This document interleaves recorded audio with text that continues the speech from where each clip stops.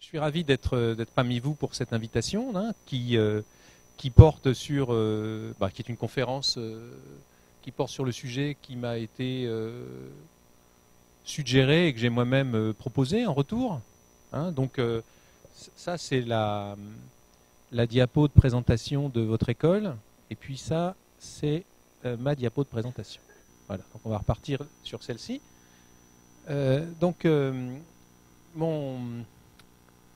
Ma présence ici tient à cette qualité de professeur d'université à l'université Grenoble-Alpes, chercheur dans une équipe de recherche qui s'appelle Philosophie, pratique et langage, où moi j'anime l'axe philosophie pratique, et je suis directeur de l'école doctorale de philosophie à Grenoble.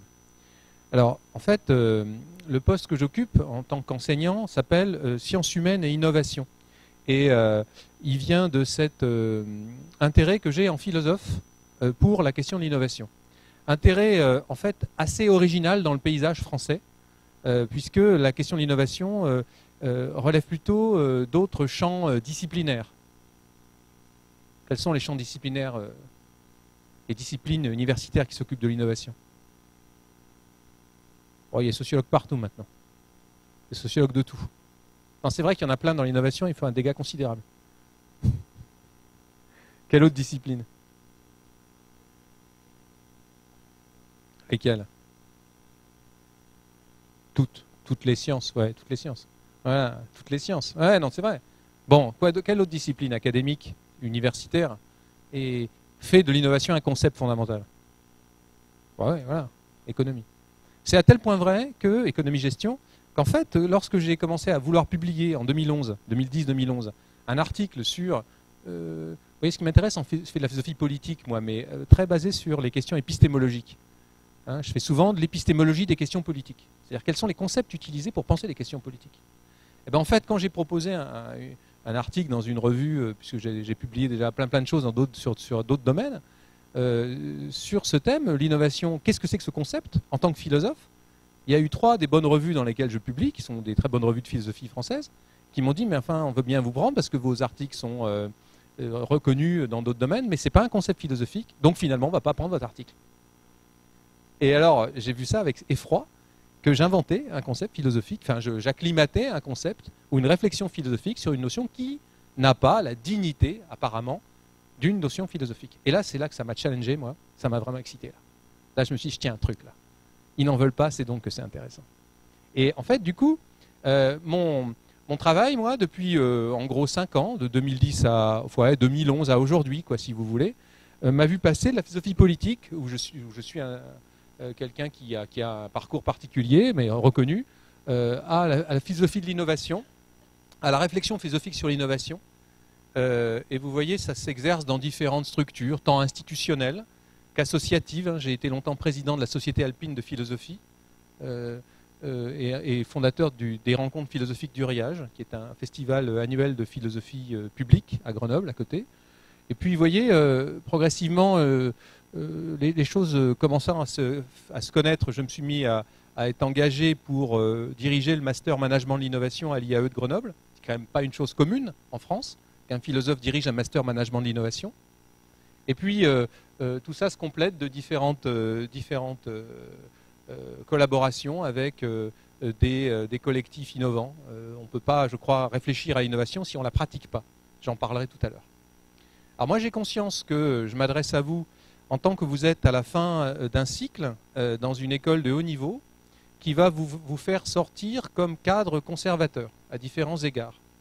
Je prends cette position de parole au sérieux, cette position de parole la mienne et cette position de réception au sérieux aussi, dans la mesure où c'est l'habitude de mon saint patron, que voici, auteur de la Renaissance, sur lequel je suis un interprète reconnu. Je fais partie des 5 Français reconnus dans le monde pour écrire sur cet auteur.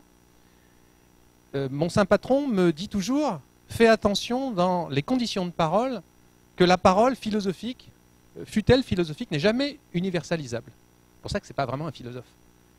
Il y a toujours des circonstances. Toi, tu es un philosophe de l'innovation, philosophe politique de l'innovation, qui parle à des futurs conservateurs. C'est bien ça. Donc, qui sont des cadres de l'institution aujourd'hui vacillante. Sache que je leur parle. Et voilà, donc on va discuter de ça. Cette question de l'innovation, pour moi, elle est présentée aujourd'hui, non pas dans un universel abstrait qui n'aurait mais rigoureusement aucun sens, qui est dans un discours, porté dans un discours d'origine économique et gestionnaire, comme vous l'avez dit, ancré dans une démarche scientifique aussi, dont on parlera, liée au progrès technologique, notamment, mais pas seulement. Et je m'adresse à vous en tant que cette question, vous allez sans cesse la rencontrer, en tant que vous êtes vous-même situé dans des pratiques, et en fonction de discours, qui sont des discours de légitimation, de repérage, de points de repère, etc., qui vous permettent d'avancer. Vous verrez pourquoi ces précautions de parole sont importantes à mesure qu'on avance dans la réflexion ensemble sur l'innovation, à laquelle je nous convie pendant cette heure. Bon, pendant que j'enlève ma veste parce que je commence à avoir chaud, parce que je commence à penser, la pensée étant un processus physique, eh bien, vous allez quelques minutes pour me dire qui c'est.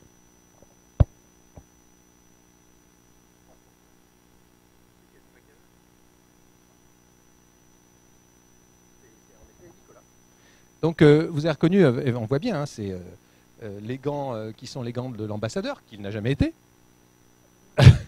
Le fin sourire. Ce portrait est un portrait post-mortem, fait 8 ans après sa mort par Santo di Tito, qui était un admirateur républicain de cet auteur républicain. Voilà. Alors donc, Machiavel, vous le connaissez bien, cet auteur de la Renaissance, qui est un conseiller, pas du tout un philosophe, un auteur qui déteste les philosophes, parce qu'il ne parle pas de l'action, à l'époque où il faut parler de l'action. C'est sûrement vrai de manière très intéressante, mais au moment où toutes les structures d'habitude, d'institutions, de culture sont en train de s'effondrer, se lézarder puis de s'effondrer, il vaudrait mieux penser l'action. Voilà, voilà. Et il réinterprète l'humanisme civique dans lequel il s'inscrit, avec des canons vraiment totalement bizarres pour l'humanisme civique, voire franchement contradictoires, mais qui font peut-être illusion si on regarde les choses superficiellement, pour repenser ce qu'il y a à penser, vous voyez. Et donc, bon, vous avez tous le bac, donc vous avez tous lu Le Prince. Puis de toute façon, vous risquez bien de voter l'an prochain, là, enfin l'an prochain, cette année. Donc vous devez lire Le Prince. Alors ceux qui ont lu Le Prince, ça parle de quoi? Enfin, tout le monde a lu Le Prince, c'est évident, donc du coup, ça parle de quoi? C'est quoi comme bouquin? Bon, vous l'avez lu, mais moi je l'ai traduit, donc j'ai un avantage. Et je vous conseille de le lire. Et en fait, vous risquez d'en avoir besoin, parce qu'on peut dire plein de choses sur Le Prince. Il y a eu c'est un des livres sur lesquels, dans la littérature mondiale, a extrêmement écrit. N'empêche que, en gros, c'est un manuel de management public par un haut responsable qui est tour à tour préfet, plénipotentiaire, intendant, ne sera jamais ministre, hein, mais qui est pas loin du haut niveau, conseiller très spécial du président du Conseil de la République menacé, et puis dominé finalement. Voilà, donc c'est un manuel de management public par un grand spécialiste de management public de son époque, en temps de crise aiguë, quoi. Voilà, c'est ça Le Prince. Ni plus ni moins. Voilà, c'est comme ça qu'on doit le lire. Et du coup, moi, ça m'a amené à des questions philosophiques que j'ai traitées dans ma première carrière de philosophie politique. Voilà, quel est le sens des crises? En gros, c'est là-dessus que portait ma thèse qui a été publiée, qui a fait mon premier livre. Et puis, la question qui s'est mise à vraiment à dominer ma réflexion, c'est vivons-nous une nouvelle Renaissance? Voilà, c'est la question que je me pose et ma réflexion actuelle sur le statut de l'innovation, sur la portée des innovations au pluriel, des différentes innovations, vraiment vise à inclure la pensée de la technique dans la pratique politique, ce qu'on ne fait pas assez. Voilà, donc vous voyez, c'est de là que je suis parti il y a des années. Hein. J'avais commencé ma thèse dans les années 90. Et voilà, donc comment un machiavélien, parce que c'est comme ça qu'on appelle les adeptes de la pensée de Machiavel, un machiavéliste, un spécialiste de Machiavel, en vient à la question de l'innovation. Ce qui est assez évident quand on connaît bien Machiavel, et qui ne surprend pas les spécialistes de Machiavel. Les spécialistes d'économie, si. Voilà. Alors du coup, en fait, le chemin, je termine cette diapo de présentation, c'est complété par un travail en sciences politiques qui a pris le titre ensuite de La liberté des contemporains, qui commençait un travail sur la théorie politique des sociétés innovantes à partir de la réflexion sur la réalité, au sens multiple du terme, de nos idées modernes héritées. Modernité du XVIe au XIXe, à la fin du XVIIIe siècle en fait, ces idées modernes héritées, contrat social, liberté publique, république, la thématique de la République sur laquelle porte l'ouvrage de synthèse, hein, de ces travaux-là, de cette vague de travaux, c'est la thématique générale, quoi. Non générique des concepts modernes hérités, quoi. Ce qui fait que la démocratie, la démocratie représentative tient encore debout, quoi. Voyez, qu'est-ce qui fait que je travaillais là-dessus, voilà. Et je me suis rendu compte que ces catégories étaient folklorisées. J'entendais pas folkloriser là encore, ça a surpris, mais bon, moi j'invente dans des mots, quoi. C'est quoi le folklore, vous diriez? C'est populaire? Ouais, au sens usuel, ouais, presque folk, ça veut dire peuple, là, évidemment. Donc, mais au sens français. Quand je dis, je parle de folklore, j'évite de dire ça à des Canadiens. Parce qu'ils disent tout de suite, vous êtes Canadien ou pas, non? Vous auriez pu l'être. Hein, parce qu'ils disent, ça veut dire populaire. Ben non, ouais, en fait, d'accord, ouais, au sens français, je me suis rendu compte qu'il y a le sens français. Folkloriser, quelque chose de folklorique, au sens français. On veut dire quoi, en fait? Pas que c'est populaire. Ouais, désuet. Et vous voyez, je soutiens dans cet ouvrage que, dans cette vague de recherche dont l'ouvrage est donc la synthèse, tout un travail que j'ai achevé, enfin qui a été publié en 2011 aux presses universitaires de Grenoble, mais qui prenait en compte les travaux de 2005 à 2011, moi je soutiens l'idée qu'en fait, nos catégories politiques qui conditionnent, qui sont la grammaire de nos actions politiques, sont pas totalement obsolètes, mais elles sont en voie de péremption. Nous allons bientôt voter, pour ceux qui s'adonnent à ce sport dominical. Quand nous allons aller voter, nous allons prendre le temps de la réflexion, nous allons faire des choix de valeurs qui vont même risquer de nous mettre en difficulté familiale, c'est bien connu, surtout ne pas parler de politique. Et en fait, une fois le bulletin qui engage notre choix éthique et politique glissé dans l'urne, je vais mettre un peu de poison dans votre oreille, il faudra combien de temps avant que vous vous disiez, mais au fond, à quoi ça sert tout ça? Quelques minutes? Quelques millisecondes? Quelques heures peut-être? Pour les plus optimistes. Et tout se passe donc pour nous, compte tenu de ces actions politiques qui sont conditionnées par la grande grammaire politique héritée de la modernité. Depuis Machiavel, en passant par Hobbes, à Rousseau, etc., quoi.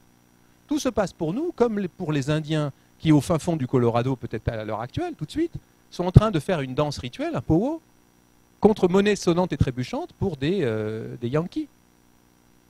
Ils font leur danse d'invocation des esprits. Danse par laquelle, action par laquelle, ils pensent agir sur le réel, non? C'est bien ça, une danse rituelle. Et si vous leur dites, ouais, bah, votre truc c'est bien beau, mais enfin, c'est une danse ésotérique, et vous la faites de manière exotérique, contre de l'argent, c'est que vous n'y croyez plus du tout. Qu'est-ce qu'ils vont dire tout de suite?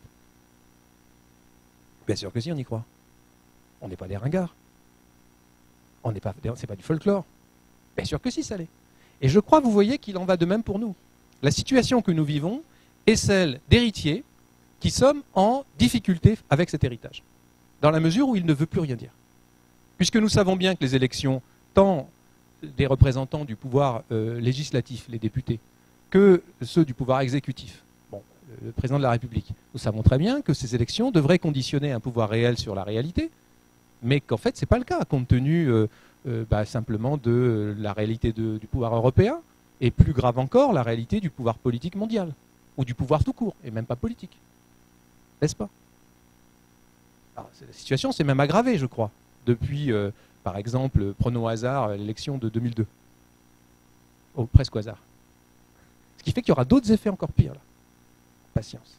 Donc, du coup, ce système va-t-il s'effondrer? J'en sais rien du tout, mais c'est très intéressant de voir qu'il se lézarde, comme à l'époque de Machiavel. Voyez? Et du coup, moi, je me suis intéressé à l'évolution, au pluriel, des évolutions des organisations privées et publiques. Parce que c'est une autre des particularités de ma démarche, j'évite de séparer. La dynamique humaine qui a lieu dans l'entreprise ne me semble pas si différente de la dynamique humaine qu'il y a dans l'institution. Car quoi? Ce sont des personnes différentes. Il y a même un projet politique dans l'entreprise qu'on a oublié. Ça me semble très grave de séparer la théorie politique des organisations privées et des organisations publiques. Il y a beaucoup de renoncements des deux côtés si on fait ça. On en reparlera. Alors du coup, vous voyez, à l'horizon 2050 ou même 2100, soyons fous, je lis beaucoup de science-fiction pour ça.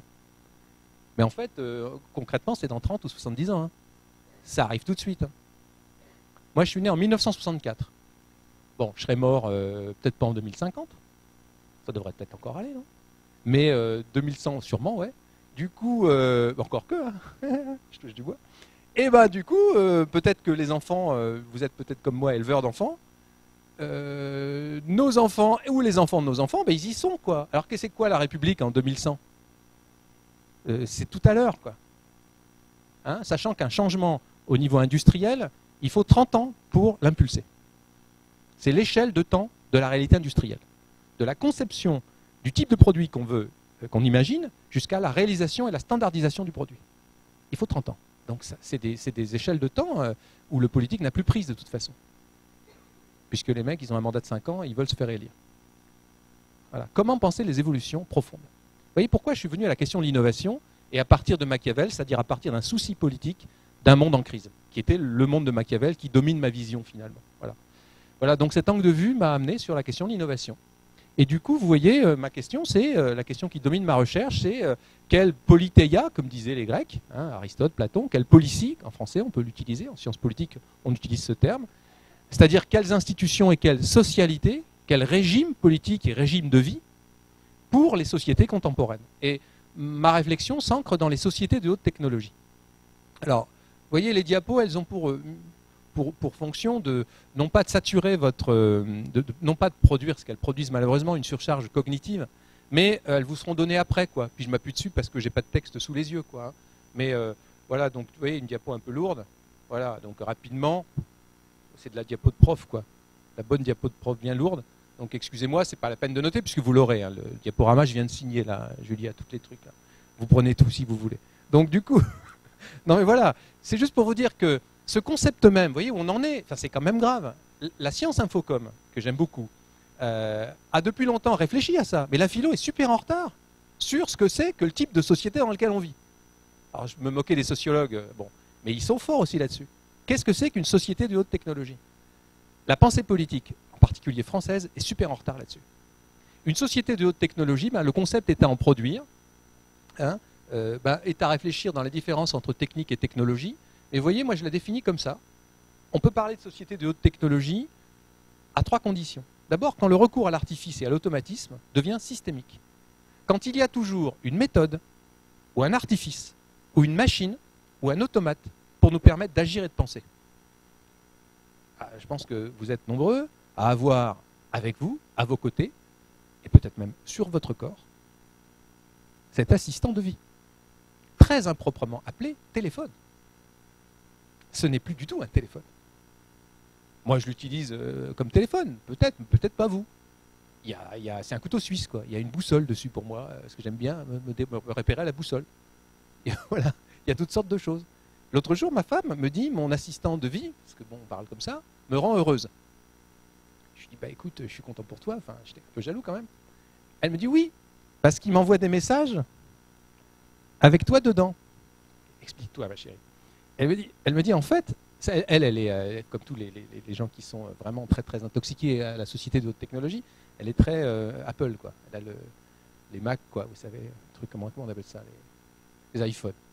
Et l'iPhone envoie à son propriétaire des petits messages vidéo avec les êtres qu'il aime. Je lui dis, tu as paramétré? Non, je n'ai rien paramétré. Et tu es heureuse qu'il t'espionne? Oui, parce j'ai vu, il lui envoie des films avec mes photos.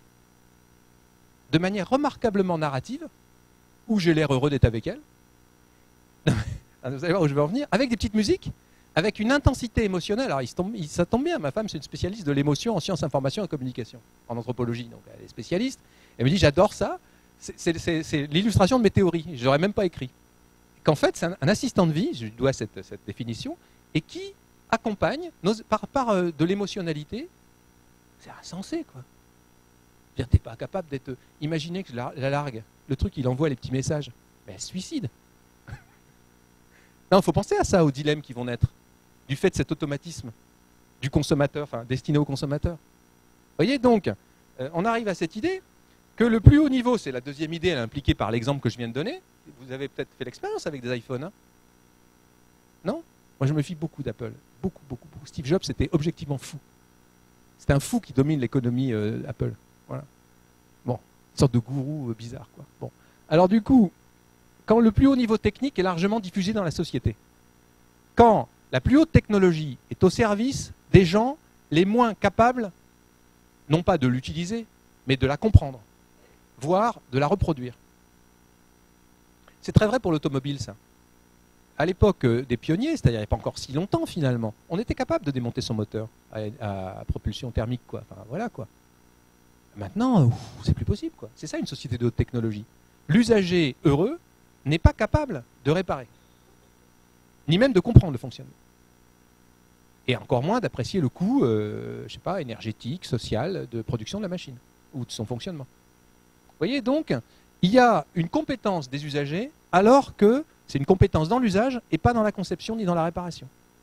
C'est ça une société de haute technologie. C'est complètement nouveau. Personne n'a jamais fait ça hein, dans l'univers, enfin, pour autant qu'on le connaisse, quoi. Dans la culture humaine, en tout cas. Voilà. Et puis, surtout, vous voyez, on arrive à la notion d'innovation. Société de haute technologie, c'est quand l'économie d'une société est polarisée par le développement de valeur dans les domaines de la technologie. Ce qui là est très particulier. L'économie n'a pas toujours été liée au développement technologique. Voilà. Donc société de haute technologie, du coup, quel type d'attitude politique et quelle socialité, quel management même des publics nous pouvons avoir dans ces sociétés. C'est une question pour moi dans les années qui me restent, quoi, finalement. Je vais voir ça, il me reste 20 ans peut-être à travailler là-dessus. Enfin, c'est vraiment intéressant. Et alors voilà, donc du coup, dans ce contexte, vous voyez, qu'est-ce que l'innovation ? On peut resserrer la focale après cette présentation qui problématise à partir de mon travail et compte tenu du texte que j'avais donné pour présenter cette conférence. Hein, c'est un terme qui est évidemment connu depuis un terme d'origine latine, hein, innovatio, novatio, c'est la question du nouveau. Mais son usage massif est assez récent. Il date des années 80. Lié donc à une société, la nôtre, où il joue un rôle particulier, celui d'être le synonyme lointain du mot progrès. C'est là-dessus qu'on va d'abord travailler. Alors en réalité, moi je pense que c'est un concept post-progressiste. Je vais vous le montrer. Et c'est un concept qui sert surtout à penser la dynamique capitaliste avancée. Voilà. Donc c'est un concept très particulier. Très particulier, il n'empêche que c'est un nouveau paradigme. Alors évidemment, dans nouveau paradigme, il y a paradigme. C'est quoi un paradigme ? Je vous mets Thomas Kuhn. Vous êtes tous passés par la terminale ou pas, non ? Non ? Certains ont fait de philo, je suis sûr, non, parmi vous. Non ? Bon. Eh bien, il y a Kuhn, c'est un auteur américain d'épistémologie qui a proposé une réflexion approfondie sur la structure des révolutions scientifiques en montrant les révolutions scientifiques, hein, Galilée, après le modèle d'Aristote et de Ptolémée, ensuite la physique quantique, la relativité, eh ben, en gros, le savoir scientifique progresse par changement de paradigme. Ce qu'on appelle une révolution scientifique, c'est quand un paradigme, en grec, issu du grec paradigma, qui veut dire modèle, quand un modèle théorique, avec des heurts, des gros problèmes en termes académiques, en termes de découverte, bon, etc., quand un modèle se substitue à un autre. Voilà. Et donc, il me semble qu'on a avec l'innovation, avec l'apparition de l'innovation, un changement de paradigme. On a un changement de paradigme, alors c'est très bizarre, c'est que ce paradigme est emboîté dans le précédent. Le précédent, c'est celui du progrès. Et pourtant, par certains aspects, la notion d'innovation est hostile et contraire à celle de progrès. Je vais essayer de vous le montrer. Alors, du coup, ce mot innovation, si on avance, il a été défini par des gens qui sont compétents pour le faire, comme l'art d'intégrer le meilleur état des connaissances à un moment donné dans un produit ou un service, et ce afin de répondre à un besoin exprimé par les citoyens ou la société. Alors ces gens habilités à le faire, étaient super habilités parce qu'il y en a un qui est député et l'autre sénateur. C'est les élus du peuple qui ont produit cette définition dans un rapport de l'OPECST, l'Office parlementaire d'évaluation des choix scientifiques et techniques, rapport que vous pouvez télécharger et lire, qui est super intéressant, qui faisait le point en 2012 sur les verrous à l'innovation en France. Leur idée, à ce député et ce sénateur, élu du peuple, était donc de promouvoir une culture d'innovation en France, pays où c'est très difficile.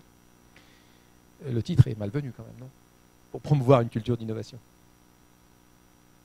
Les auteurs qui veulent promouvoir une culture d'innovation qui prennent ce titre ont un mauvais éditeur. Parce que quand on dit à l'épreuve des peurs et des risques, on dit bah ouais, ça va pas bien quoi. Ils auraient dû mettre, je sais pas, un truc sympa, vive l'innovation ou bienvenue innovateur, enfin je sais pas, un truc comme ça. Lisez-le, c'est super intéressant. C'est tous les verrous. Et après on se dit bon, il y a des verrous. Bon ben voilà, il y a des verrous. Voilà. Alors bon, le seul problème, c'est que cette définition très rassurante est incomplète et limitative. Car en effet, reprenons les mots que voici. Alors, intégrer le meilleur état des connaissances. Oui, en effet, dynamique des sociétés de haute technologie, le plus haut niveau technique est mis au service de qui? En effet, des citoyens. Ok, non mais ça a l'air bien. Sauf qu'en fait, en réalité, on peut tout démonter. Répondre à un besoin exprimé par les citoyens ou la société. À partir de quand on a acheté les téléphones portables? Enfin, je veux dire, pas autre chose que des téléphones, quoi. Enfin, concrètement, c'est l'assistant de vie, c'est un ordinateur ultra puissant de taille portable, quoi. Hein, à partir de quand? Quelle année à peu près? Je dis ça pour ceux qui ont un peu une conscience historique. Hein. Non, mais sérieux, on oublie, mais c'était quand? En gros, il y a combien d'années que... ça fait quoi, 20 ans qu'on a ça? Ah bah alors dites, 10 ans, ouais, en gros. Là, on est en 2010, ça fait en 2007, quoi. 2007, ouais, ok. Écoutez, si on avait dit, allez, en 2002, à des gens comme nous, vous allez acheter un appareil multifonction, ultra performant, qui coûte hyper cher. Vous allez l'acheter, vous ne ferez pas gaffe. C'est des modèles économiques hyper malins. Vous aurez l'impression que c'est gratos, mais vous le payez super longtemps. Voilà. Et beaucoup, voilà, c'est ça. En fait, vous allez vous faire avoir, mais de manière mais élégante. Hein. Les business models innovants, ça fait partie de l'innovation. Hein. C'est moderne, je ne paye pas. Ouais, t'es sûr que tu ne payes pas? Regarde mieux. Et donc, du coup, ce truc, il est multifonction à un point que tu n'imagines même pas. Toute ta vie va être assistée et espionnée. Vous croyez vraiment que c'était un besoin exprimé par les citoyens et la société? Bien sûr que non. L'usager, le client, totalement déconnecté de la fonction de critique éthique et d'évaluation politique, tel que c'est fait dans le marketing courant, et que ça gêne personne, n'a pas du tout les moyens d'exprimer son besoin. C'est pas ça qui détermine l'innovation. Alors, que ça rassure un député, un sénateur, ça me va. Mais la R&D dans les grandes firmes, ça ne fonctionne pas comme ça. Hein.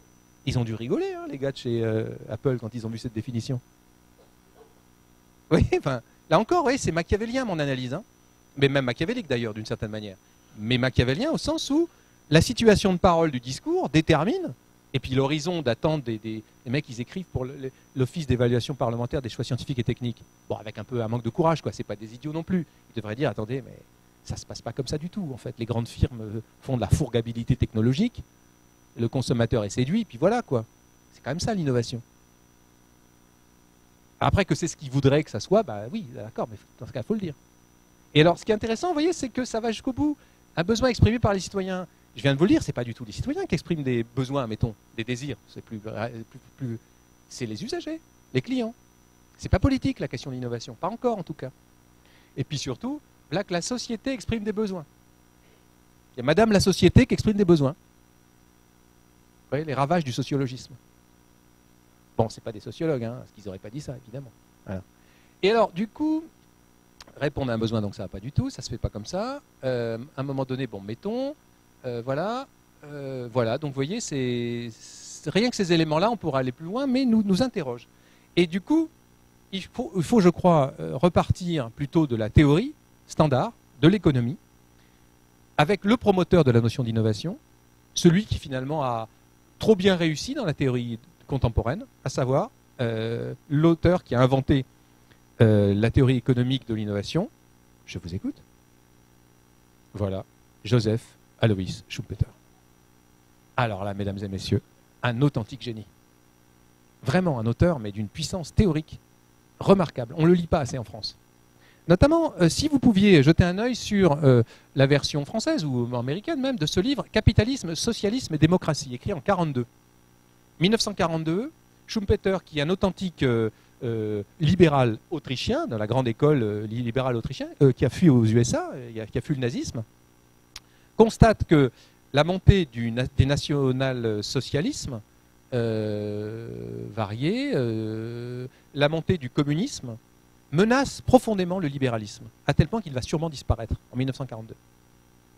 Et il ne disparaît pas. Ce livre est vraiment très intéressant, là encore, enfin, je suis sensible à ça, moi, d'une crise qui risque de faire disparaître une forme de vie. Ça ressemble aussi à cette situation de parole qu'avait Machiavel. Et il a théorisé les contradictions du capitalisme. Alors c'est étrange qu'un auteur, vous voyez, donc très honnête, fervent défenseur du libéralisme et du système économique qui va avec, à savoir le capitalisme, le libéralisme étant la philosophie, la théorie politique, c'est d'abord une théorie politique, le libéralisme au XVIIe siècle, eh bien, le fervent défenseur de cette idéologie montre ces contradictions. Et sa théorie de l'innovation est géniale parce qu'elle appuie le ressort de ce système sur une contradiction. Alors, je m'explique. Pour Schumpeter, vous en savez sans doute autant que moi si vous avez des études d'économie, entreprendre, c'est changer l'ordre existant. Il y a dans la notion d'entreprise une dimension ou une portée démiurgique, c'est-à-dire titanesque, prométhéenne. Autant de termes qui renvoient au surhumain dans la mythologie. Un entrepreneur, c'est quelqu'un qui est tellement égocentré d'ailleurs qu'il en est souvent insupportable, qui pense bien qu'il va changer l'ordre du monde avec le service ou le produit que son entreprise va promouvoir. On peut trouver ça naïf, ridicule, n'empêche que ça fait partie de la réalité humaine. Et Schumpeter dit, ce type d'homme-là doit être encouragé. Et voilà ce que la société moderne refuse. Le nationalisme d'un côté, le communisme de l'autre, refuse ce type d'homme. Et finalement, ce type d'homme-là l'a emporté. Les nationalismes n'ont plus la taille, enfin du moins ils n'ont plus pour l'instant la taille des totalitarismes qu'ils ont été. Le communisme, comme solution historique de rechange au libéralisme en tout cas, a fait faillite, a disparu. Ça reste une idéologie politique possible, mais elle n'est plus dominante. Alors, la théorie de Schumpeter repose, je vous l'ai dit, paradoxalement, fait reposer le libéralisme ou le capitalisme, prenons-les pour synonymes, sur l'innovation. Et vous allez voir, sur le paradoxe de l'innovation, Schumpeter écrivait dans deux passages célèbres son livre Théorie de l'évolution économique et capitalisme, socialisme et démocratie, donc 43, j'ai dit 42 tout à l'heure, sur cette idée que le nouveau dans ce système ne sort pas de l'ancien, mais apparaît à côté de l'ancien, lui fait concurrent jusqu'à le ruiner. Alors c'est une idée tout à fait bizarre. Si vous avez créé quelque chose, un objet, une œuvre d'art, un enfant, vous savez bien que le nouveau, il est sorti de l'ancien quand même. Bah bon, c'est un peu embêtant de trouver que le nouveau ne sort pas de l'ancien. Enfin, il sort d'où alors? Et surtout, il lui fait concurrent jusqu'à le ruiner. Ça fait flipper son truc. Le nouveau, il arrive derrière vous, puis vous dites, il est derrière toi, il va te tuer quoi. Voilà pourquoi le libéralisme est fragile. Parce que personne ne veut de ça. Il vaut mieux tout contrôler. Il vaut mieux dire que le passé domine le présent et le futur. C'est l'ensemble des nationalismes en gros. Il vaut mieux dire que on va tout contrôler de telle manière que le nouveau ne nous perturbe pas. On va planifier, comme dans l'économie dirigée du communisme. Tandis que dans le capitalisme, les enfants, il faut assumer le fait que le concurrent qui arrive dans notre angle mort, on ne le voit pas du tout parce qu'il ne fait pas du tout la même chose que nous.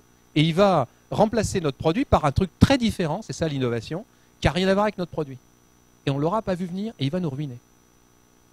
Waouh! Et voilà ce que ça va donner quelques années après, théorie très connue. L'innovation, c'est la destruction créatrice. Destruction créatrice, vous voyez, c'est-à-dire qu'en fait, toute entreprise capitaliste doit s'adapter au fait qu'il y a une destruction permanente des formes de vie qui est remplacée par d'autres. Voilà ce que c'est qu'un marché. C'est un système qui, j'ose pas dire organise, mais qui organise quand même, qui encadre la destruction créatrice. Alors, ce concept, vous voyez, d'innovation qui est au cœur du capitalisme pour Schumpeter, ce qui est très intéressant, c'est que pendant des années, les théoriciens de l'économie libérale ne nous ont pas dit ça. ils ont fait en sorte de confondre innovation et progrès.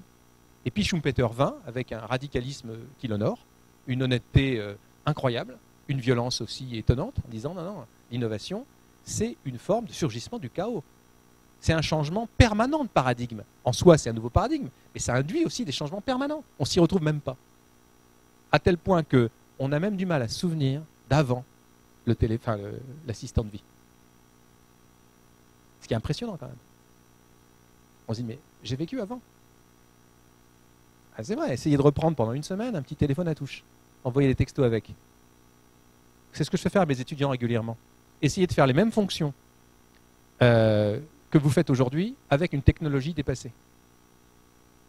C'est un super exercice. Ça met en contrainte l'innovateur, le manager de l'innovation. Il voit du coup le monde après complètement différemment. Mais faites-le pour vous. Prenez 3 jours avec un téléphone à touche pour faire les textos. Les gens vont pouvoir vous exciter dans le tram. Ça va énerver tout le monde. Et vous verrez la lenteur de l'expression du coup. C'est super intéressant. Un téléphone, quoi. Un vrai téléphone, pas un ordinateur. Alors, ce qui est intéressant, c'est que ça ne s'arrête pas là.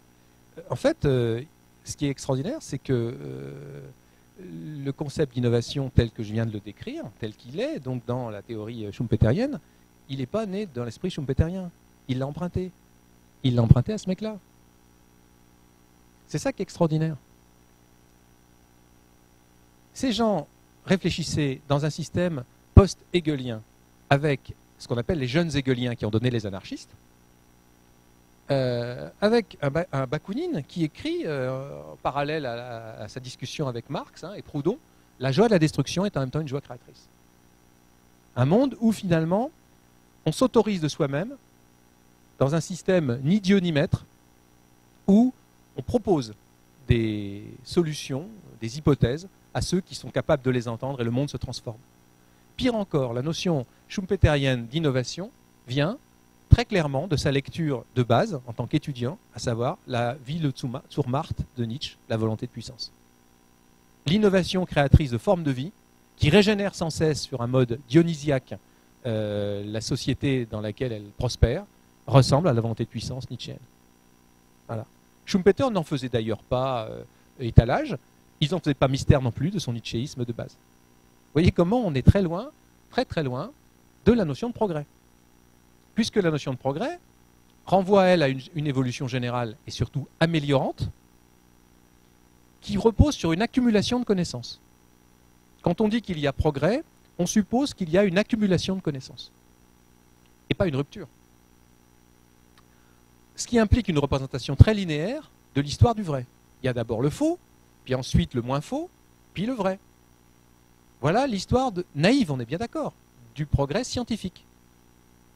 Plus personne ne dit que la science progresse, sauf par métaphore. La science ne progresse pas. Elle change de paradigme régulièrement. Ce n'est pas un progrès, c'est une rupture. Si on entend par progrès au sens philosophique, donc précis du terme, une accumulation linéaire des connaissances. Voilà. Par suite, le progrès signifie aussi un idéal en tant qu'il est facteur de santé, de confort, de prospérité et de bonheur. La notion de progrès inclut toujours une ambition sociale. Elle inclut aussi, vous voyez, une évaluation éthique, une prise de position éthique qui est que la connaissance rationnelle conduit au bonheur. Alors c'est toujours le moment, dans ce type d'intervention avec cette diapo, où j'évoque ma grand-mère, que j'aimais beaucoup, qui était née en 1899, et qui me disait toujours, devant les modestes progrès de sa technologie, son fer à repasser, Dieu sait quoi, une nouvelle ampoule, elle se campait devant, elle m'appelait, moi, petit garçon, elle me disait, tu vois Thierry, c'est le progrès.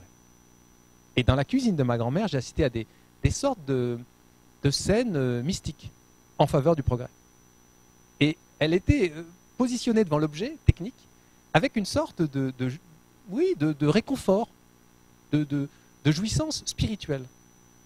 Et je crois qu'elle croyait sincèrement au progrès. Elle croyait au progrès. Alors, ce qui est intéressant, c'est que c'était en 1880. Enfin, elle était née en 1899. Là, on était dans les années 70. Elle faisait un gros effort. Elle arrivait à y croire encore. Et du coup, vous voyez, quand je dis de quelque chose que c'est un progrès, nous disons de quelque chose que c'est un progrès, faites l'expérience ce soir autour de vous. Ah, moi, je suis un philosophe de la pratique. Hein. Essayez, hein. Comme Machiavel et Montaigne, il faut essayer, quoi. Demandez, prenez un truc en disant, tiens, mets ton téléphone, là. Prenez un truc qui, émotionnellement, une sorte de prothèse de quelqu'un. Est-ce que c'est un progrès pour toi? Et testez les réactions des gens. Et vous allez voir comment on tient à ce mot de progrès.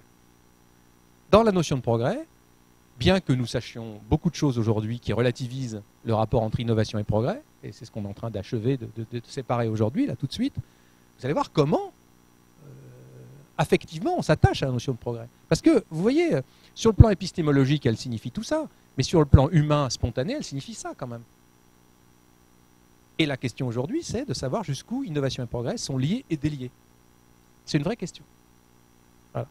Alors, du coup, donc la référence sur le progrès, il y a un livre très pénible, hein, mais bon, c'est la référence en français. Hein. Très mal écrit, très pénible, mais il y a un bon chapitre 2 sur le progrès, hein, si vous voulez en savoir plus. Voilà. Alors, ce progrès, il est lié, pourquoi on y tient tant? Il est lié à une idéologie qui s'appelle le progressisme, hein, faute de mieux, lié à l'œuvre bien connue, des spécialistes en tout cas, d'un auteur majeur, sans lequel, par exemple, Marx n'aurait pas existé, à savoir l'économiste Saint-Simon, le philosophe et économiste Saint-Simon. Vous voyez, qui avait quand même en 1814, hein, c'est quand même pas rien, quoi, pendant la déroute de Napoléon, avant la Restauration, finalement, cette conscience que la science et la technologie, héritières des Lumières, ou expression des Lumières, avaient ouvert un ordre historique qui faisait que l'âge d'or, l'Éden, quoi, du genre humain n'est pas derrière nous, il est au devant. Il est dans la perfection de l'ordre social. Voilà le progressisme. Voilà ce qui fonde notre conception du progrès. La connaissance rationnelle conduit au bonheur via la transformation de la société. Voilà. La connaissance rationnelle conduit au bonheur via la transformation de la société. Des civilisations entières se sont opposées à ça. À commencer par une de celles dont nous sommes issus, les gréco-latins. Pas plus traditionnalistes que les Romains. Pas plus anti-progressistes que les Grecs. Qu'est-ce qui lui arrive à Oedipe quand il découvre la vérité? Il se crève les yeux. La connaissance rationnelle conduit au bonheur. Ah ouais. Il vaut mieux ne pas savoir. Il vaut mieux ne pas savoir. Sauf les personnes bizarres. Il n'y a que les personnes bizarres qui cherchent à savoir. Les demi-dieux, les hommes égarés comme Ulysse, qui cherchent à trouver des trucs, des artifices. Mais c'est les gens bizarres. Ce n'est pas vraiment le commun des mortels. Vous voyez, la civilisation occidentale, c'est au contraire bâtie sur cet idéal d'un perfectionnement de la connaissance qui engendre un perfectionnement de l'ordre social. Et donc ça va très loin, hein, parce que du coup, on a voulu, grâce à cela, réaliser l'autre idéal, celui politique, de la Révolution française. Donc vous voyez, par la construction du palais de l'avenir, hein, qui est une unité de fabrication et d'habitation, à savoir le phalanstère, le fameux phalanstère de Fourier. Voilà. On est dans le progressisme, l'industrialisme, le socialisme, réputé par Marx utopique. Avec ces avatars, vous voyez, l'industrie qui transforme la société, puis qui donne une vraie force politique. On voit bien qu'il donne une vraie force politique avec ce magnifique objet-là, avec des dynamiques nationales qui sont enrôlées, avec, vous voyez, l'institution qui joue son rôle, et puis une automatisation croissante qui va poser problème. Voilà. Donc on est dans quelque chose qui nous concerne de près, la relation, vous voyez, entre la philosophie, idéologie, religion du progrès, cet objet de croyance, et l'interaction avec des dynamiques technologiques qui vont s'appeler de plus en plus innovation. Alors que l'innovation, à mon sens, relève d'un paradigme très opposé au progrès, celui de la rupture et pas celui de la continuité. Celui du développement, par exemple, des capitaux personnels de la start-up et pas celui de l'économie, de l'intérêt général. Pas du tout. Donc il y a un problème quand même, hein, dans la subordination de l'un à l'autre. Alors vous voyez, donc, on peut ajouter, vous voyez, que notre Saint-Simon, il voyait dans quelques années après, quelques temps après, 3 ans après, dans la dynamique industrielle, la création de l'usine, l'idée qu'il va y avoir une confraternité des humains. Marx est violemment opposé à ça, hein, parce qu'il va montrer qu'au contraire, le prolétariat va prendre conscience de son exploitation. Voilà, il n'en demeure pas moins que ce progressisme, il a été à la base de la socialisation de beaucoup d'entre nous, dans nos familles, Je sais pas où. Moi, je suis fils d'artisan. Il y a des fils d'ouvriers parmi nous. Voilà. Bon, Marx a sûrement raison aussi, mais enfin, ce qui est intéressant, c'est que cette dynamique du progrès, qui inclut progressivement de l'innovation technologique de plus en plus émancipée, a produit des effets comparables à ceux dont parlait, peut-être pas identiques à ceux qu'espérait Saint-Simon, mais assez comparables. Alors du coup, vous voyez, on est arrivé à un monde industriel qui a proposé une vision assez systémique de la rationalité, quoi, tant dans la production que dans l'organisation et même dans la distribution des objets produits.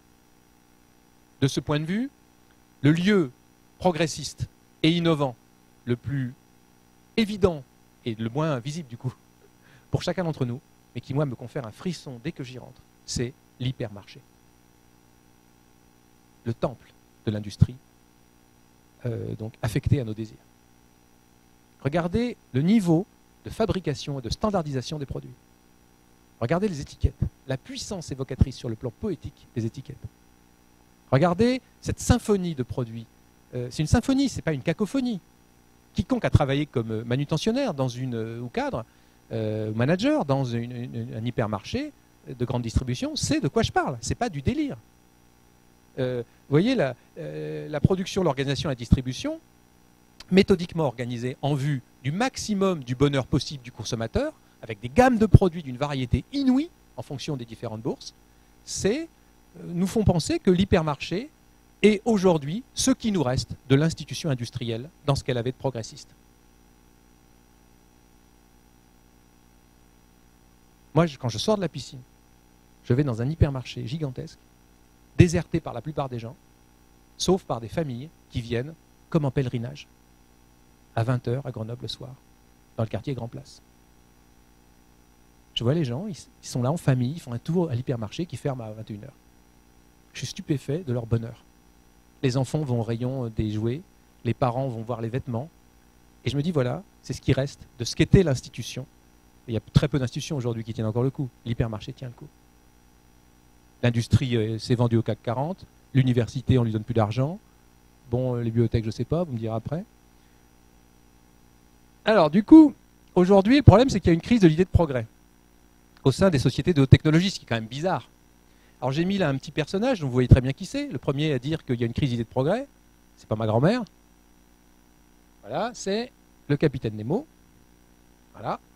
À savoir, c'est qui le capitaine Nemo? Vous vous souvenez? Personnage de Jules Verne, mais c'est qui? Eh bien, c'est un ingénieur de haut niveau, dont on ne connaît pas bien l'origine, mais on sait une chose. Il déteste la Grande-Bretagne et il coule les navires britanniques. Avec une innovation extraordinaire, un sous-marin, le Nautilus, qui utilise l'énergie électrique comme personne ne sait le faire. Et lisez 20 000 lieues sous les mers, c'est le premier livre portant sur l'innovation technologique écrit par un technophobe. Il y en a d'autres, hein, mais c'est super intéressant. C'est une sorte de conscience visionnaire. Voilà. Et ce capitaine Nemo, donc il s'appelle Nemo, personne, voilà, qui ne tient pas à être nommé, il n'est pas identifié. Donc déteste la société de haute technologie. Alors du coup, c'est intéressant de s'arrêter sur ce que dit Étienne Klein, là, le physicien philosophe. Cette belle phrase, nous prétendons ne plus croire au progrès, mais nous tenons encore à lui farouchement, même si ce n'est plus que de façon négative, c'est-à-dire en proportion de l'effroi que nous inspire l'idée qu'il puisse s'interrompre. C'est beau, hein, on dirait, c'est presque du Pascal, quoi, Blaise. C'est pas, on dirait mieux que du Étienne Klein, quoi. Je lui ai dit, on dirait presque du Blaise Pascal. J'adore cette phrase. Vous vous rendez compte? On a peur que le progrès s'interrompe. Alors, ça veut dire quoi, l'effroi que le progrès s'interrompe? Alors, regardez bien l'image. C'est un vrai endroit, il paraît. Ouais, on m'a dit que c'est en Norvège ou en Suède, c'est ça? Norvège, j'adorerais y aller, moi. Alors, ce qui est super intéressant, c'est, vous voyez, que un mec normal, il a peur que ça s'arrête. Un ingénieur, il voit le pont, lui. Hein. Il dit, pas de problème, je fais un pont. Puis l'innovateur, lui, il saute. Pour voir. Pour essayer son truc. Alors, en fait, vous voyez, effroi que le progrès s'interrompe. En effet, soyons clairs, nous n'avons pas d'hypothèse de substitution. Le sens de l'histoire nous échappe. Le progrès permettait d'imaginer que la dynamique scientifique et technologique avait un sens. S'il n'y en a pas, c'est quoi le sens de tout ça? Et c'est vraiment effrayant, c'est une très grande peur que le progrès s'arrête. Sur la question du sens.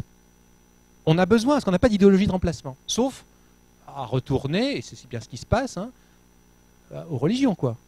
Le revivalisme religieux s'explique très bien aujourd'hui, compte tenu de l'effroi que l'idée de progrès, ou la perte de sens de l'idée de progrès. Parce qu'en fait, la vraie image, c'est pas ça, c'est celle-là, en fait.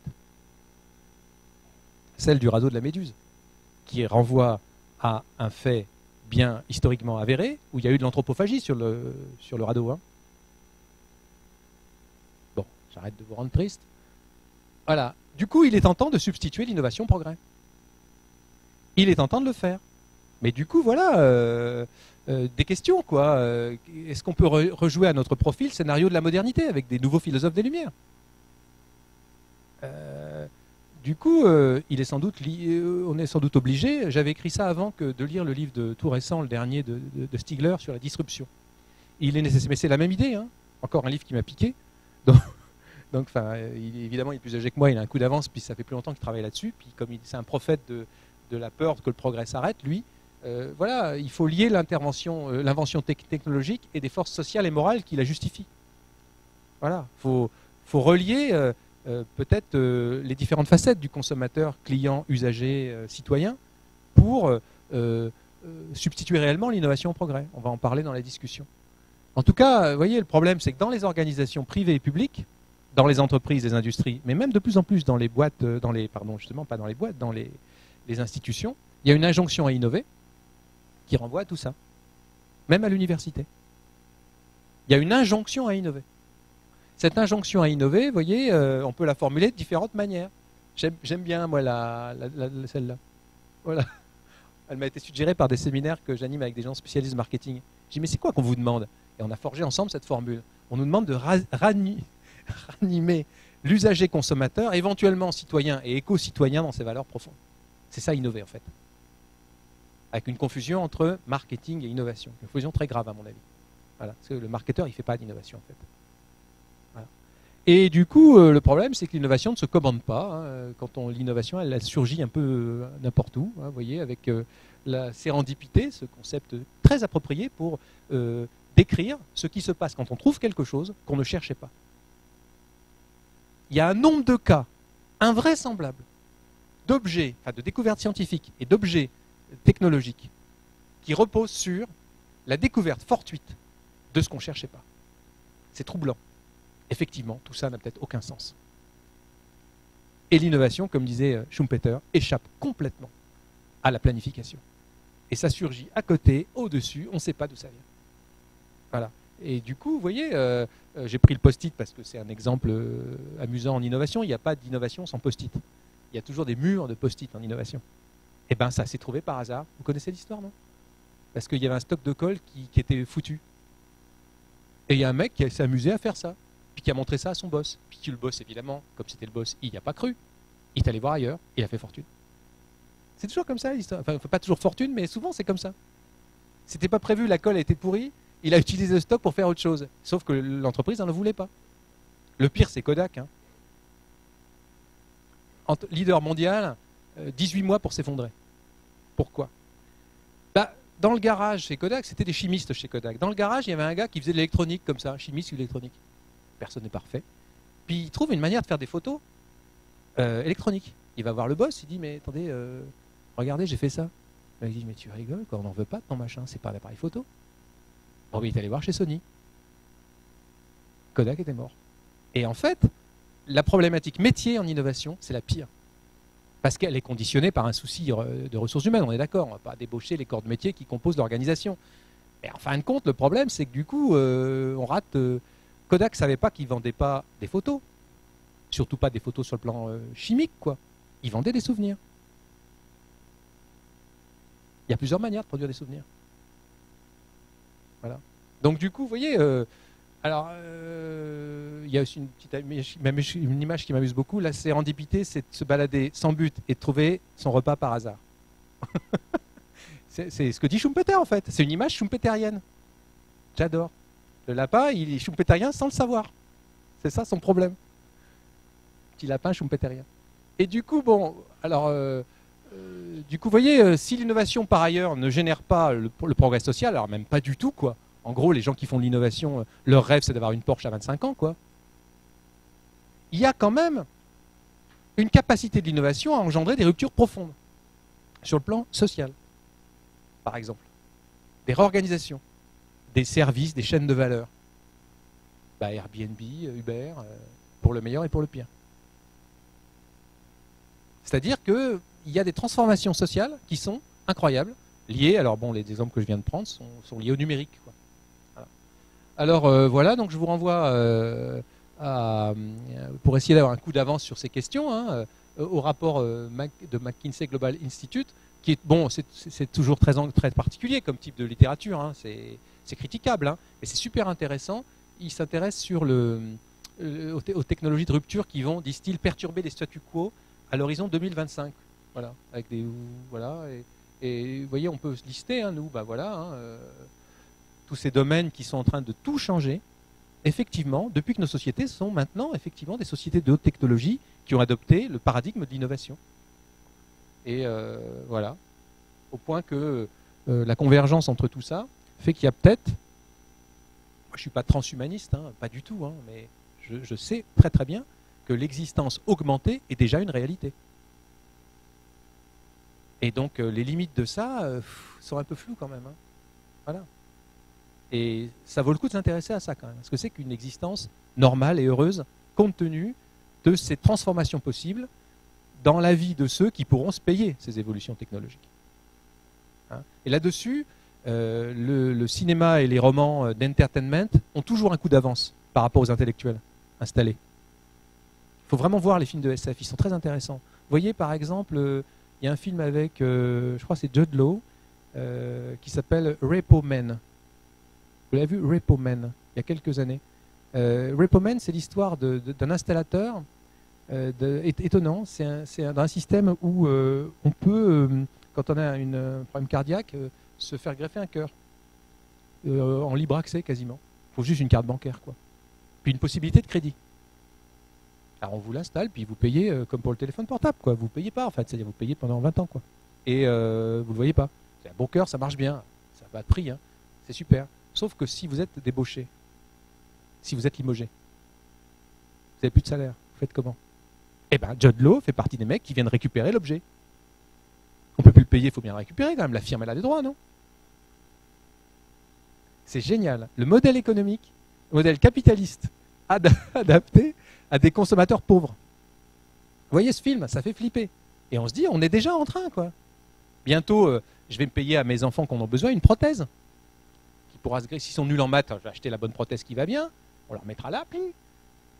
Quel intérêt j'aurai à pas le faire? C'est tout intérêt à le faire, sauf qu'il faut que je paye du coup. Et voilà. Vous voyez par exemple, c'est très intéressant ça. Cette manière de transformer l'existence et même la nature humaine, qui n'est pas stable du tout, contrairement à ce que croyaient certains philosophes, inspirés d'Aristote, qui dépend de conditions sociales. Voilà. Et c'est ce qui est en train de se transformer. Alors, c'est ce que disent des prophètes, hein, comme un grand prophète de l'innovation, Jeremy Rifkin, qui est un prophète qui publie un livre tous les ans. En gros, pour suivre Rifkin, c'est très simple en France. Vous regardez ce que fait Attali. Attali publie toujours un livre sur le même thème, en moins bien, 8-10 mois après. Hein? Mais c'est Rifkin qu'il faut lire. Et souvent, la traduction de Rifkin arrive juste après. Et il écrit des sommes monstrueuses, de 6 à 800 pages. Alors là, le mec il est vraiment fort, parce que son éditeur, aucun éditeur fait ça normalement. Et voilà 2 livres de Rifkin qui sont vraiment, vraiment, vraiment intéressants, dont celui-ci, très étonnant pour un spécialiste de Machiavel, La civilisation empathique. Ah bon, voilà qu'on va devenir amis, tous. Mais lisez ça, Rifkin nous dit, compte tenu des réseaux, de la nouvelle socialité, il va y avoir des transformations dans la société. Ayez l'œil là-dessus, c'est très intéressant, en tant que vous êtes sûrement, à venir, des cadres, devant manager des équipes, dans un système dominé par l'injonction brutale à innover, et par un souci de plus en plus inquiet, de plus en plus évident, des équipes que vous devez manager. Puisque le problème, c'est que nos sociétés innovantes semblent avoir comme ressort une mutabilité généralisée qui renvoie à ce que disait Zygmunt Bauman, auteur par ailleurs que j'aime pas trop, mais enfin qui dit des trucs très bien, sur la liquidité. Alors tout est liquide hein, chez Bauman, la vie, le présent et même l'amour. Il a écrit un livre qui s'appelle L'amour liquide. Il entend par liquide le fait qu'on ne peut plus justifier ce qu'on fait. Qu'en fait, on expérimente tout, et c'est bien ce que fait l'innovation technologique, liée à l'expérimentation scientifique de manière systématique. On change tout, mais on ne peut pas justifier ce qu'on fait. On essaye juste. On essaye tout.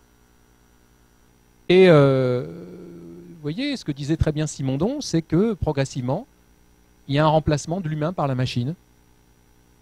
Voilà. À tel point que bientôt, aucune tâche n'est possible, n'est susceptible de résister à sa transformation, mais radicale, sous l'effet d'un artifice qui questionne le sens de l'action humaine. Dit autrement, dit en moins philosophique, faites l'expérience. Là encore, ce soir, entre vous, chez vous, au moment de la bière et tout ça, quel métier ne va pas disparaître? Soyons clairs, soyons optimistes, à l'horizon de 20 ans. Nos enfants là, comment ils vont travailler? Et du coup, vous voyez, sous l'effet de l'artifice mécanique, électronique, numérique, nanotechnologique et biologique, quel métier ne va pas être remplacé? C'est évident que tous les métiers vont être remplacés. Ça pose le problème, vous voyez, de ces tendances à l'œuvre. L'être artificiel est en train de devenir expert. Quiconque ici a visité une usine de fabrication sur chaîne automatique, une fabrication de voitures par exemple, vous avez déjà vu ça? C'est inouï comme c'est fin, rapide, puissant et précis. C'est inouï. C'est inouï comme la robotique fait des miracles. Il y a un humain, un clavier, une usine, 100 voitures produites à la minute. Et on se dit, logiquement, mais purée, mais il n'y a jamais d'erreur. Très peu. Beaucoup moins que si c'était des humains. Mais beaucoup moins, il y a des statistiques, hein, ils ne sont pas fous les industriels.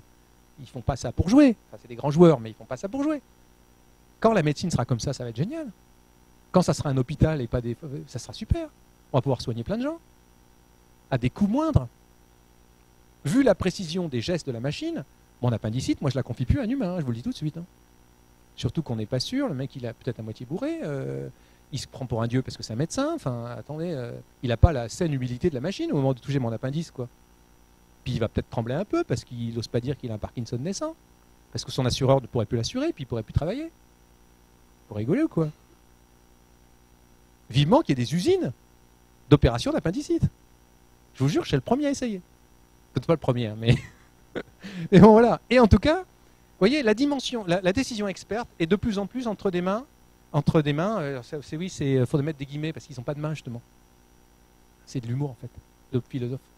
Donc, décision experte entre les mains d'êtres artificiels et de synthèse. Décision experte, pas seulement exécution ni production. Voilà. Du fait de l'augmentation de la puissance de calcul.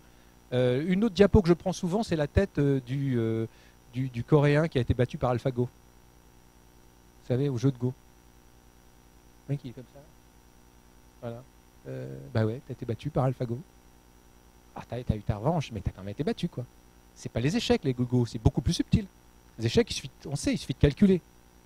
Le Go, c'est beaucoup plus subtil. Et ben même ça, on a été battu, là, tout récemment. Et c'est pas fini. Les informaticiens ils disent très bien que l'ordinateur quantique ou biologique va démultiplier les puissances de miniaturisation. On n'est qu'au début de l'ère informatique, numérique. Bon, alors du coup, tout ça va quand même assez mal. Alors, on appelle Michel Serres quand ça va mal en France. Et non, c'est vrai, hein, avec son accent, là, à la radio. Donc ça. Alors, bon, il écrit ce petit livre, là, sur la crise. Voilà, c'est pas mal ça. Il dit voilà, la crise, c'est un moment où il faut prendre une décision. Effectivement, par exemple, il faut repenser le travail.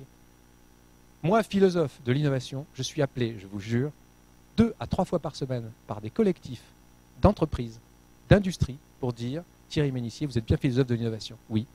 Voulez-vous venir chez nous, nous dire par quoi on va remplacer le travail? Je dis mais il y a des économistes pour ça. Je rigole toujours. Hein. Demandez aux économistes. Non mais arrêtez.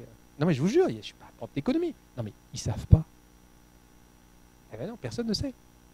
D'où il faut des prophètes, quoi. Alors, je suis moins cher que Rifkin quand même pour l'instant. Donc voilà, parce que je n'arrive pas à prophétiser moi. Et du coup, quels sont les autres changements? C'est intéressant de se demander. Du coup, prenons la rupture offerte par l'innovation au sérieux. Prenons-la au sérieux Alors du coup, allons jusqu'au bout. Vous voyez, dans l'ordre de la citoyenneté et de la gouvernance, j'entends par là l'interaction du privé et du public, dans des ordres de complexité inouïs qui ressemblent à du chaos, mais qui ne sont pas du chaos, c'est des ordres de complexité. Allons jusqu'au bout de la fin du paradigme énergétique avec les énergies carbonées non renouvelables. Et ça va poser des tas de problèmes politiques sur les souverainetés nationales. Allons jusqu'au bout. Et puis, repensons donc la pédagogie dans un monde interconnecté. J'ai toujours à un moment donné un étudiant en innovation qui me dit « Et c'est avec des slides aussi pourris que vous voulez repenser la pédagogie ?» Ok, d'accord. Les innovateurs sont piquants souvent. Oui, en effet, mais voilà. Et du coup, vous voyez, on peut aussi étayer notre analyse en disant que, et vous allez voir, ça donne un effet rebond dans notre intelligence des choses, que peut-être, comme dit Rosa, que notre époque est victime d'une perturbation de son espace-temps. C'est ce que dit le fameux Hartmut Rosa, donc, qui est, comme tous les théoriciens de l'école de Francfort, très technophobe en fait. Parce qu'en fait, il confond innovation et modernité, lui. Et il critique la modernité. Mais il y a un emballement, c'est vrai, il y a un emballement. Moi, je dis que l'innovation, dans un des articles que j'ai écrit là-dessus, c'est le concept d'une modernité emballée, d'un emballement de la modernité, comme on dit que le cœur ou le cheval s'emballe. Alors du coup, vous voyez, la tâche d'une philosophie politique d'innovation, ce serait ça, en insistant sur les trois termes, quoi. Prendre au sérieux ce caractère post-progressiste de l'innovation, enfin du changement innovant, mais aussi structurant. L'innovation, c'est de fait substitut au progrès, du fait que nos sociétés sont quand même des sociétés de haute technologie. Et cette haute technologie trouve des clients même dans les pays en voie de développement. C'est ça le problème. Ce monde occidental qui se développe via la globalisation. L'interconnexion des marchés. Les pêcheurs sénégalais ont des téléphones portables, alors qu'ils n'ont pas de compte en banque, par exemple. Voilà, c'est troublant, mais c'est comme ça. Il faut prendre ça au sérieux. C'est à la fois post-progressiste et structurant. Sécuriser ce changement innovant autant que possible, pour répondre à Schumpeter, qui est quand même bien inquiétant, et inventer, pour répondre à Rosa, un espace-temps collectif, cohérent, robuste et doué de sens. Du coup, qu'est-ce que ça veut dire? Bah écoutez, je suis qu'un philosophe, moi, je ne suis pas un prophète, j'ai des questions. L'innovation peut-elle réellement, c'est-à-dire intégralement, se substituer au progrès? Qu'est-ce qu'une innovation réellement améliorante? Question que tout cadre, tout manager qui veut innover doit se poser. S'il ne se la pose pas, c'est de l'ordre de sa responsabilité éthique à lui. On a le droit de se tromper. Tu as cru que c'était un progrès, ça n'en est pas un. Bah, fais machine arrière, change, trouve une autre innovation. Voilà. Mais ne crois pas que tout va venir de l'innovation. Est-ce qu'on peut concevoir l'innovation au-delà ou en dehors du capitalisme? Vous avez bien compris que moi, je suis très sensible à la possibilité de parler d'innovation sociale, d'innovation dans le monde social et solidaire. Sauf que je me méfie aussi beaucoup de la métaphorisation. Oui, qu'est-ce que ça veut dire concrètement? Je ne suis pas sûr que ça soit un concept qu'on puisse sortir du monde capitaliste. On a peut-être intérêt à trouver d'autres concepts. De revenir à des choses comme le développement, par exemple. Repenser le développement dans le monde de l'innovation, qu'est-ce que ça veut dire? Voilà. Et comment peut-on humaniser l'innovation? Et enfin, quel grand récit pour l'innovation au XXIe siècle, compte tenu du fait que nous sommes très désenchantés. Alors pour conclure, vous voyez, je dirais moi que l'innovation, c'est un peu ma position personnelle, l'innovation véritablement améliorante ne provient jamais du tout technologique, mais du type de société et de socialité qu'il faut faire naître collectivement et lucidement face aux opportunités technologiques. Bon, écoutez, je vais être brutal, mais c'est intéressant. Il y a des gens, l'autre jour, j'étais dans un séminaire de philosophie politique, ils étaient tous de gauche. C'est tous plus à gauche que moi, ils disaient. Bon, on est toujours le social-démocrate de quelqu'un, hein, moi, pas de problème. Hein. Bon. Puis on sort du colloque, on était en retard pour prendre le train, ils disent, moi je dis on va prendre le métro. Non, on va prendre un Uber. Et les gars, vous êtes de gauche. Vous allez prendre un Uber. Enfin quoi, t'es dans l'innovation? Ben justement, je suis un théoricien politique de l'innovation. Si vous prenez un Uber, vous n'êtes pas de gauche, non? Ils étaient furieux. Furieux. Ils ont pris un Uber et ils ne me parlent plus. S'ils avaient été de gauche, ils auraient dit bah, t'as raison Thierry, quoi. Ils ne payent pas ses impôts, ces mecs-là. Quoi. Donc soyons cohérents entre l'innovation, améliorante, peut-être Uber c'est peut-être bien, et nos valeurs. Et le type de socialité que ça induit. On ne peut pas être de gauche et faire du Airbnb. C'est pas possible. Enfin, peut-être du vrai Airbnb, mais pas du faux. Où des gens achetaient des immeubles pour contourner la loi, quoi. Et on peut le savoir. Bon, en tout cas, voilà, vous voyez, du coup, moi, il me semble que peut-être aussi, il faut se dire qu'effectivement, soyons créatifs, parce qu'on ne peut pas être innovant, je le vois parce que je fréquente beaucoup d'innovateurs, si on n'est pas créatif, c'est-à-dire franchement disruptif, imaginatif. Alors tout ça, effectivement, est intéressant parce que, vous verrez le texte, hein, ça nous était déjà dit par une philosophe que je vénère, à côté de Machiavel, qui est une des seules à avoir bien compris Machiavel d'ailleurs, qui est cet auteur, hein, voilà, hein, qui disait quand même que nous sommes doués pour le changement, à condition d'être courageux. Et vous voyez, parce que nous sommes toujours nouveaux dans le monde. L'élément de nouveauté, l'élément de commencement, archaïne en grec, la capacité à, elle qui était quand même pas mal de gauche, prendre une initiative et entreprendre, me semble importante pour humaniser l'innovation. Donc voilà. Merci de votre attention. Je ne suis pas un élève de la promotion des CB26, je suis Nathalie Marceroux, la directrice des études à l'ENSIB. Je voulais vous remercier de nous avoir offert cette conférence que je trouve extrêmement stimulante. Vous avez beaucoup parlé, notamment dans les dernières slides, de la manière d'humaniser l'innovation et du collectif. Il y a quelques semaines de ça, j'ai entendu un consultant en innovation, qui travaille sur le management et les médias sociaux, il s'appelle Olivier Zara. Et il disait que pour lui, le moteur de l'innovation, c'était l'intelligence collective. Alors bien sûr, derrière, il en déroule des théories et puis des recettes, et il vend ses recettes, c'est son métier. Je voulais savoir ce que vous en pensiez. Est-ce que vous croyez que l'intelligence collective, la capacité à mobiliser collectivement des possibilités de réponse sur des questions, sur des problèmes complexes, est une solution pour porter l'innovation et la rendre plus humaine? Merci pour cette belle question, hein, et enchanté de faire votre connaissance. Innover, c'est pour ça que c'est pas la même chose l'innovation et le marketing. Hein.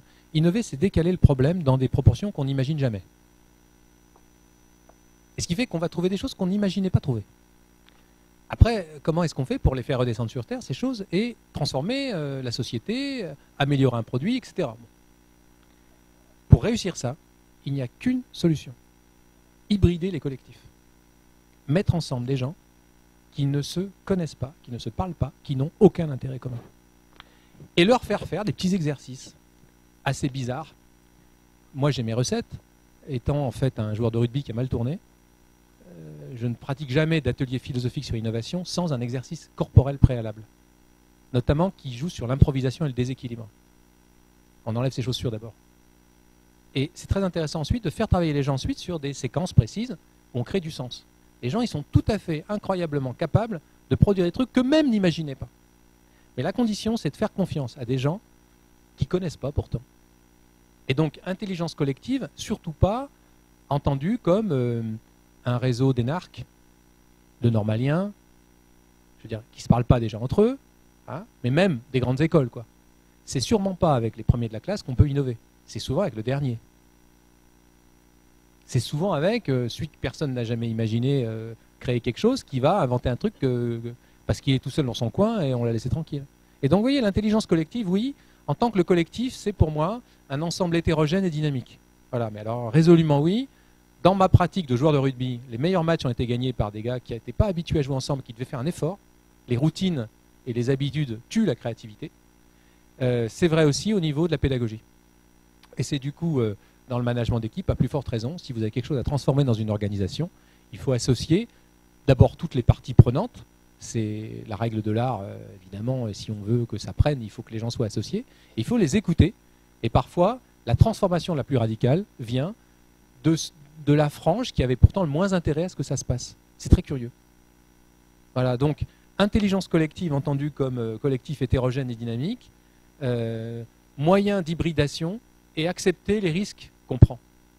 Et là, la société française, elle n'est pas capable de ça. Il y a une peur de l'échec, il y a une sorte de... J'avais prévu de faire une diapo là-dessus, puis c'est un peu compliqué, parce que c'est un truc que je suis en train d'écrire, une sorte de contradiction entre l'institution et ce qu'Arendt appelle l'autorité. L'institution est faite pour durer. Elle est faite pour durer, pas éternellement, mais sempiternellement. L'éternité, c'est de l'ordre de Dieu, c'est ce qui ne dure pas. La sempiternité, vous savez, c'est ce qui dure toujours. C'est l'éternité pour les hommes, la sempiternité du latin, semper, toujours. Donc le but de l'éternité, c'est la sempiternité. L'Église, l'État, Polytechnique, l'ENA, voilà. L'université avec un grand U. Comment voulez-vous que ça se transforme, ce machin? C'est pas fait pour. C'est fait pour durer sans se transformer. Arendt entend par autorité la capacité d'augmenter quelque chose, ou d'être augmenté, à partir du pouvoir de commencer. Cette augmentation, c'est en cela que consiste l'innovation qui réussit. C'est pour ça qu'elle a une vraie force d'innovation, et que Steve Jobs était un fou génial. C'est qu'il distordait la réalité de ses collaborateurs, qui étaient capables de le suivre dans des situations inouïes. Il avait de l'autorité, ils avaient de l'autorité. L'institution refuse ceux qui ont de l'autorité. Les personnes, hein, les innovateurs. Le Christ arriverait dans l'Église, il serait rejeté comme un dangereux innovateur. Saint François, c'est ce qu'il a connu, par exemple. C'est une sorte de Christ bis, en gros. Voilà. Les institutions détestent les transformations. Et la France est un pays d'institutions. On va dire que c'est un gourou qui manipule. Bah oui, mais il y a un élément humain. Si vous voulez, concrètement, un innovateur, il a derrière lui des gens qui vont l'aider. Des gens qui croient en lui, quoi. C'est un acte de foi, parce qu'on ne sait pas où il va. Lisez la bio de Steve Jobs par Isaacson, qu'on trouve en livre de poche maintenant. C'est remarquablement intéressant parce que c'est très juste. Et Jobs, avant de mourir, on avait lu une version. Il détestait, ça tombe bien. Et c'est sur cette douce folie, et pas douce des fois, folie tout court, qui fait qu'il y a de l'intelligence collective en innovation à partir d'intuitions portées par des gens déséquilibrés et séduisants. Et dans le milieu de l'innovation, je rencontre beaucoup de consultants qui ont cette expérience-là, de suivre des entrepreneurs qui ont vraiment le sens schumpeterien démesuré de changer l'ordre existant. Alors pourquoi ferait-on ça? C'est une vraie question aussi. Pourquoi avons-nous été saisis par cette frénésie de changement? Pourquoi voulons-nous changer les choses? Qui caractérise vraiment l'occidental, hein, mais tel que son monde est en train de s'imposer aux autres. Même dans les pays où il y a un fort revivalisme religieux, il y a une frénésie technologique, avec des structures beaucoup plus solides du point de vue mental sûrement aussi. Dans les grandes bibliothèques, il y a des directions de l'innovation. Moi, je vous dis ça. J'ai vu apparaître dans les groupes industriels nationaux, français, enfin, des directions de l'innovation, en fait, dont le but était de débaucher les gens. Je me méfie beaucoup de l'injonction à innover, qui est le nom, l'expression gênée, mise sur un souci que je peux comprendre, qui est de débaucher les gens pour laisser des machines à la place. Ça peut se comprendre, mais qu'on arrête de dire que c'est de l'innovation. C'est une modernisation effrénée, quoi, emballée.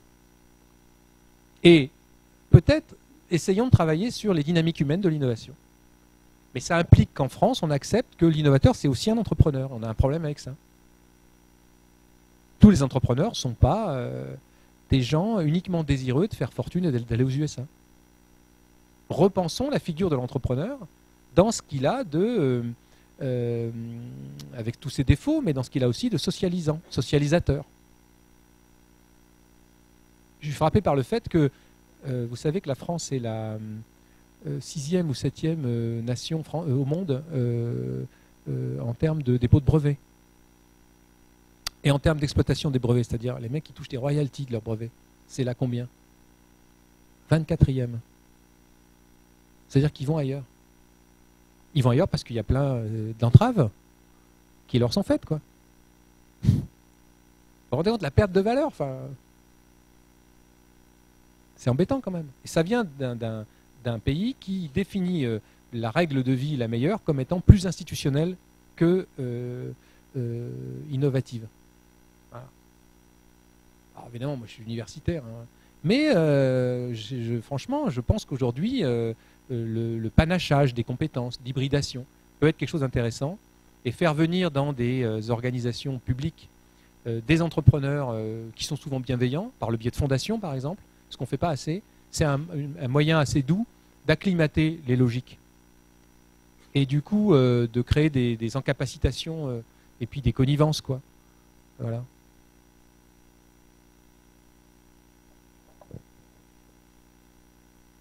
je suis pour un libéralisme ou un capitalisme non destructeur. Je pense que ça existe, hein, je vous jure. Moi qui vous dis ça, je suis souvent, puisque j'ai réfléchi plus que vous là-dessus, plus soucieux que vous des dangers de l'innovation. Souvent, j'ai des publics en face de moi qui sont très anti-libéral, anticapitalistes, puis qui sont pour une innovation à tout crin. Je leur dis, mais c'est pas possible, quoi. Regardez vos pratiques, quoi. Voilà. Moi, je serais heureux quand je pourrais démonter mon téléphone. Comme je peux le faire pour un moteur, n'importe quel autre moteur, quoi, ou n'importe quel mécanisme. Là, on ne peut pas. C'est pas normal. On pourra créer les conditions que je viens de vous dire, politiques, quand il y aura des cours à l'école d'électronique nous permettant d'accéder au numérique. Et quand on rapprochera, comme disait Simondon, l'auteur que je n'ai pas tellement développé, la culture humaniste et la culture technique. Là, on aura des moyens pour agir. Et on pourra créer nos propres solutions et pas se laisser imposer par un géant coréen ou un américain déjanté des solutions.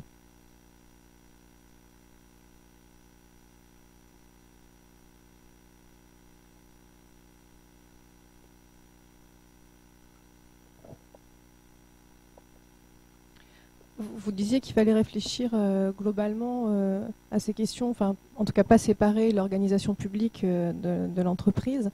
Je ne connais pas du tout l'entreprise, mais ce que je connais de l'organisation publique, en fait, me fait poser des questions sur nos capacités à innover, dans le sens où on est quand même de plus en plus soumis à des questions totalement gestionnaires qui font enchaîner la procédure au protocole et qui, en fait, vous laissent absolument aucune marge d'innovation.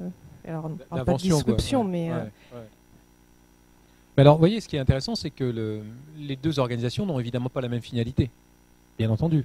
Ce que je veux dire simplement, c'est qu'on a tout intérêt à les rapprocher dans l'analyse qu'on peut en faire sur le plan sociologique, organisationnel, etc., et politique, parce que l'organisation publique, elle a adopté les process de l'organisation privée, avec notamment le nouveau management public, les contrats objectifs moyens, choses comme ça. Il n'y a pas une administration qui fonctionne autrement. Donc c'est curieux, quoi, parce que tandis que l'organisation privée, compte tenu du fait que sa finalité, c'est création de valeur économique, elle s'en tire parce qu'elle accepte l'innovation.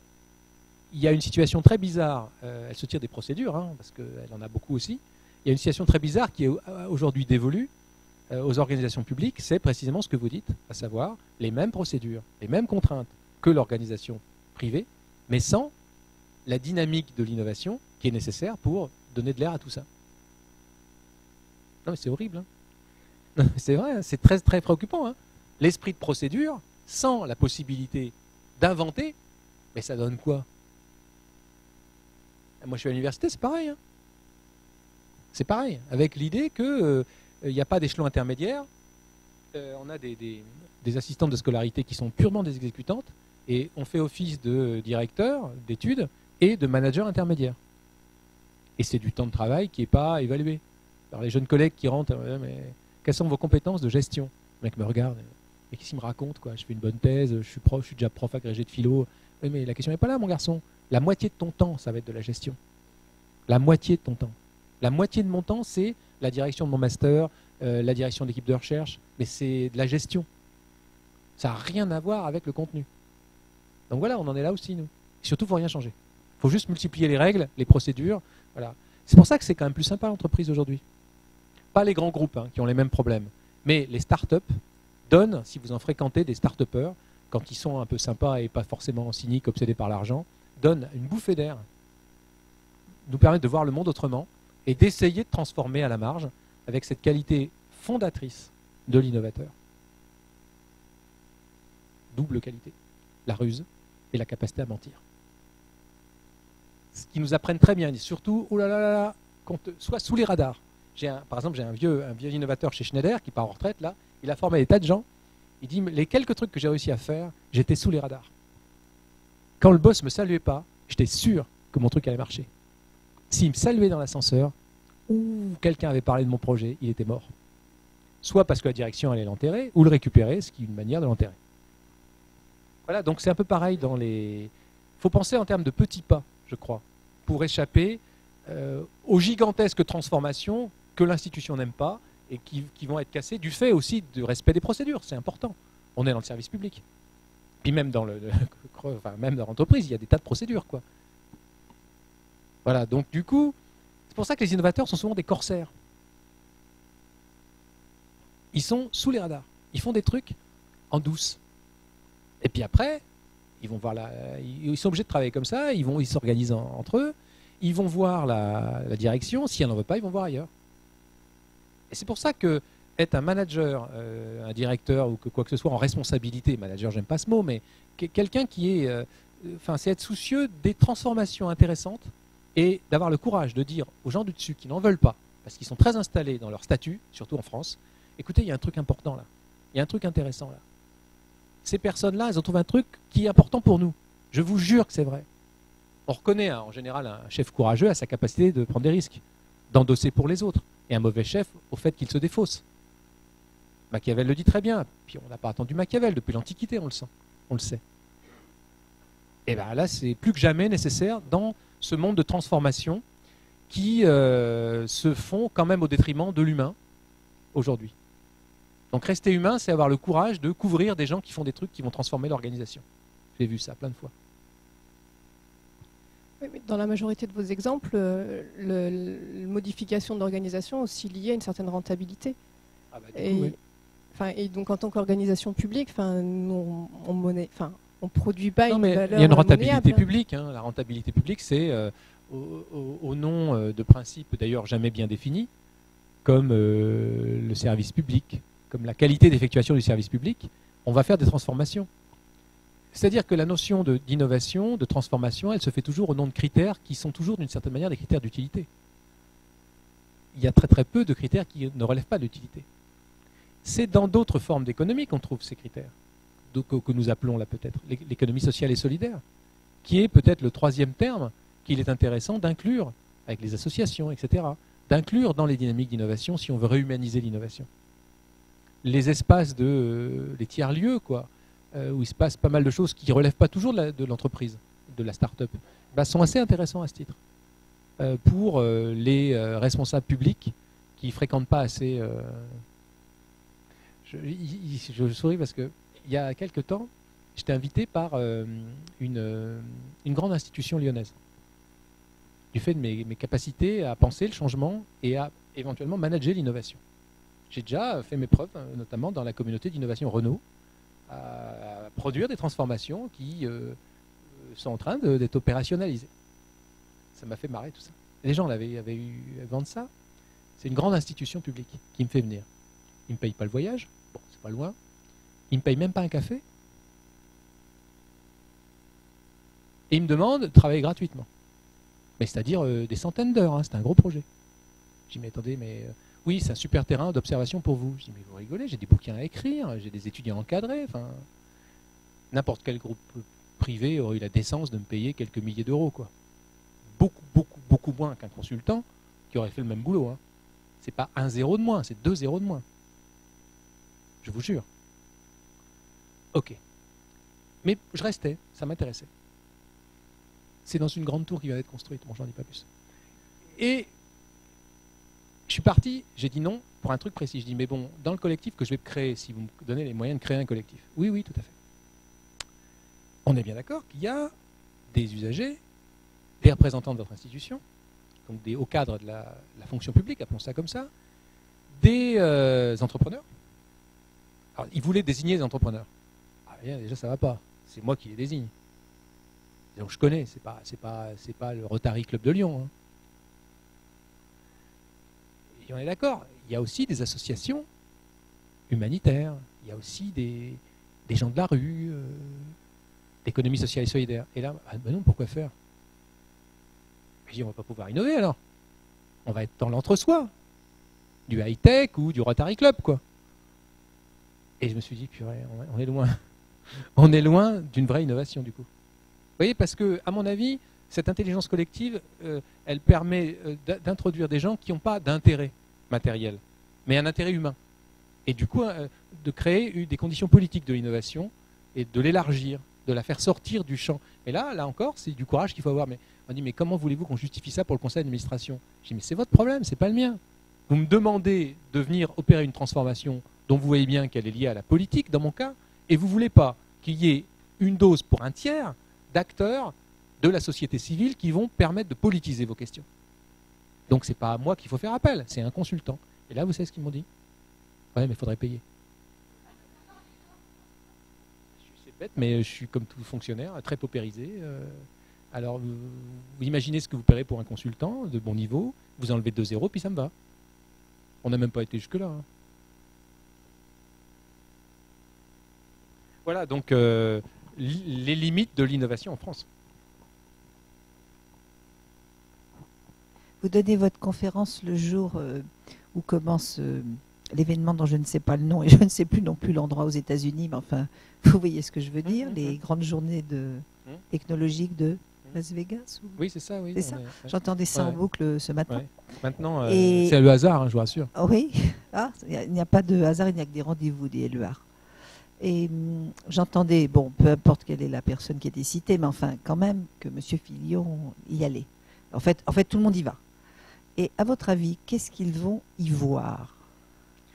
C'est un peu comme des phénomènes comme Davos. Hein. C'est des phénomènes d'entre-nous, de connivence. Il faut montrer qu'on en est. Le politique a tout intérêt à montrer qu'il est à la pointe de la technologie et de la rupture sociétale qu'elle peut induire. Fillon compense par là son image, évidemment. Vous parlez un spécialiste de Machiavel. Hein.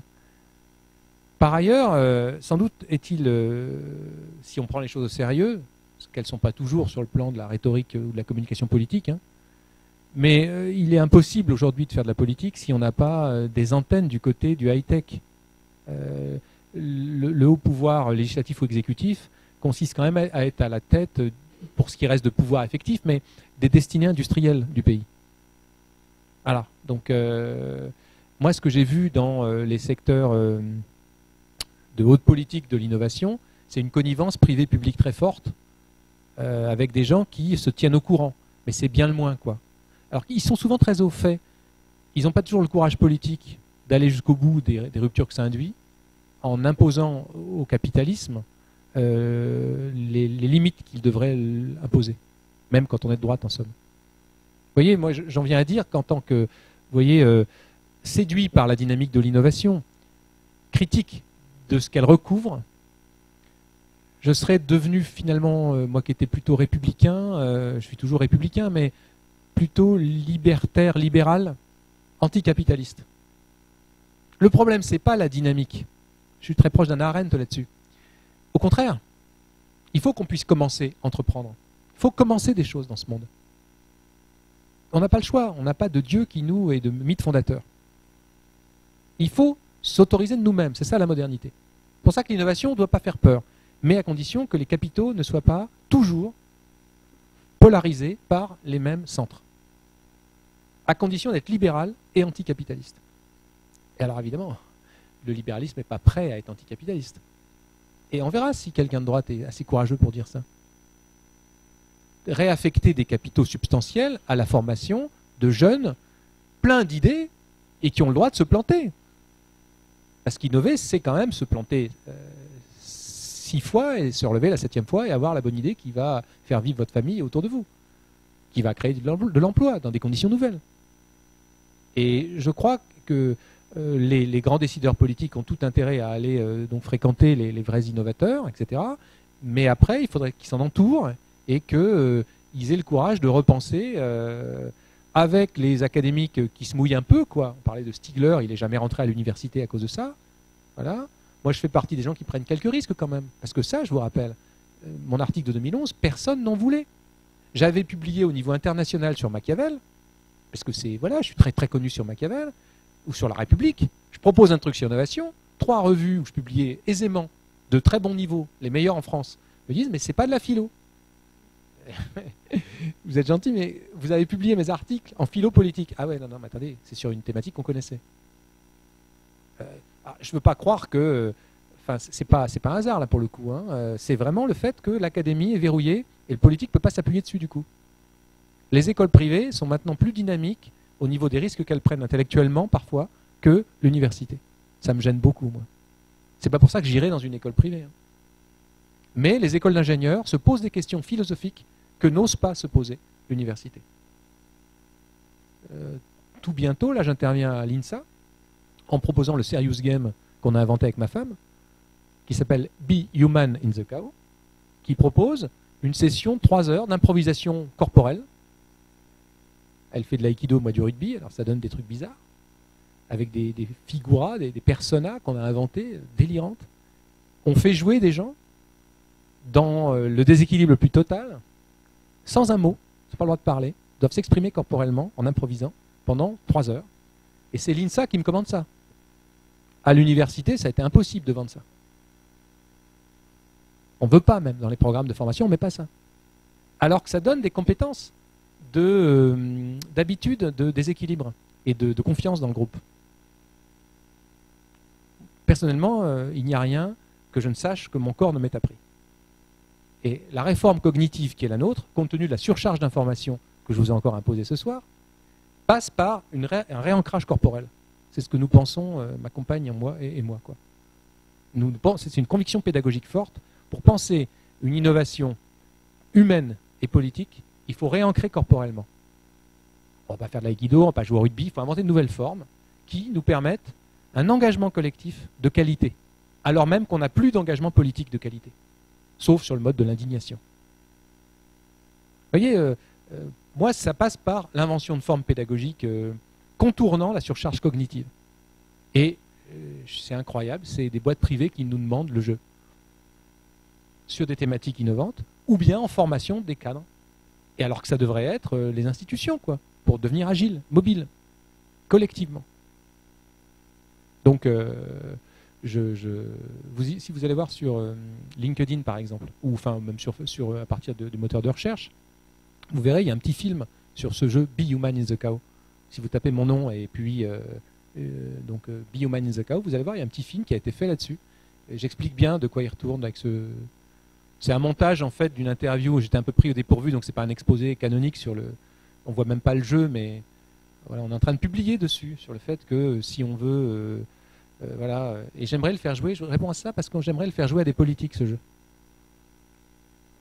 Voilà, j'aimerais... On l'a fait à l'Institut de formation des cadres de santé, on l'a proposé pour une formation aux compétences dans l'hôpital de demain. Ça a été super. Les cadres hospitaliers, hyper stressés par les procédures, hyper stressés par la numérisation des agendas, etc. Enfin, très stressés. On jouait pendant 3 jours, c'était une session très, très fatigante pour nous, avec des cartes. Nos cartes, elles sont très bizarres. On joue par exemple pendant 3 heures, sans un mot, le rôle, je vous donne des personas, d'objets connectés. Voilà. C'est épuisant. Parce qu'on doit inventer des postures corporelles d'un objet connecté, sans parler. Voilà. Donc, et ça donne, donc il y a un jeu de cartes, il y a 7 cartes, c'est un des éléments d'un collectif, c'est l'objet connecté. Et les autres, ils ne savent pas ce que c'est, puis après ils le savent, que fait un objet connecté par rapport aux autres. Et du coup, après, on ne regarde plus les objets connectés de la même manière. L'idée étant d'avoir un coup d'avance dans l'imaginaire corporel de l'innovation. Sinon, on est complètement dominé par nos innovations. On va subir les objets connectés, qui sont déjà à la FNAC en vente libre. Alors qu'on n'a pas imaginé, parce qu'on n'a pas incorporé. Vous voyez, la ludification, moi je ne prenais pas ça au sérieux comme philosophe. La gamification, le fait que les modes cognitifs sont ressourcés par le jeu. C'est l'innovation qui m'a dit, mais regarde Thierry, en fait, il y a des usages hyper stéréotypés d'objets qui peuvent avoir des usages complètement à côté de la plaque, qui peuvent nous émanciper. Repenser l'émancipation aujourd'hui par le jeu, qui vont nous donner des coups d'avance par rapport aux process et aux méthodes qu'on nous impose. Je crois que c'est une tâche intéressante pour un philosophe politique. Merci. Je vous propose qu'on s'arrête là. Merci beaucoup Thierry Ménissier et je vous souhaite une bonne fin de journée à tous. Merci à vous.